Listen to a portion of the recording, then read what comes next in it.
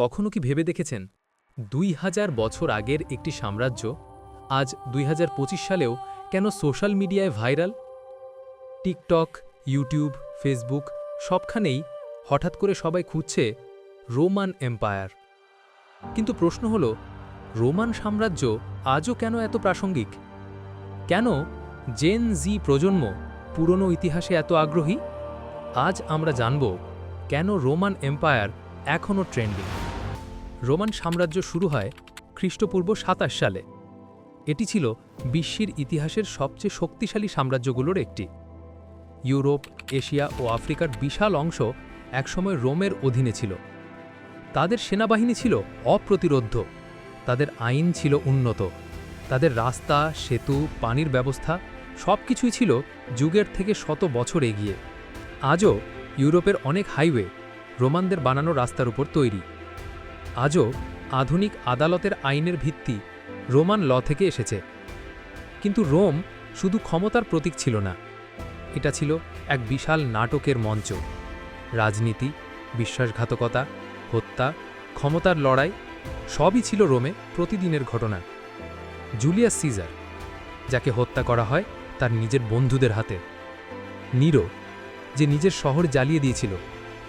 Gladiator, যাদের লড়াই আজও মানুষ সিনেমায় দেখে শিহরিত হয়।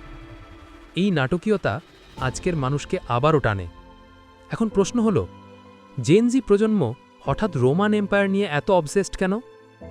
কারণ একটাই, আজকের পৃথিবীর সাথে রোমের অনেক মিল আছে।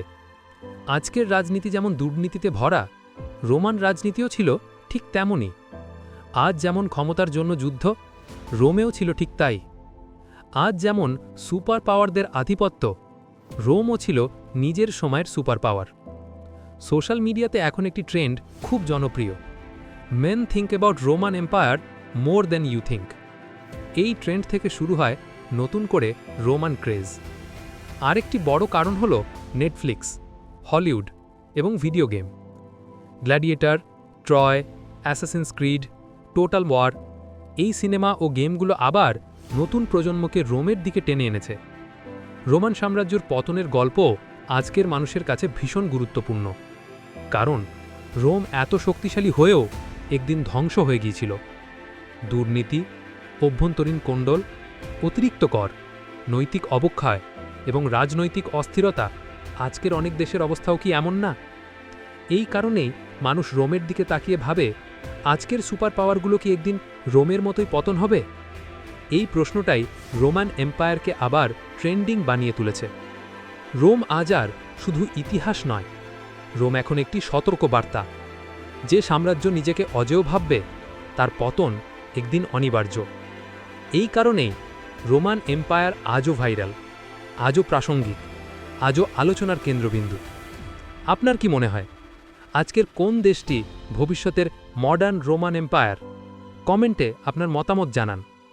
আপনাদের দেখার জন্য ধন্যবাদ। যদি আপনি এই ভিডিও পছন্দ করেন, লাইক দিন, শেয়ার করুন সচেতন ও ইতিহাসপ্রেমী বন্ধুদের সঙ্গে।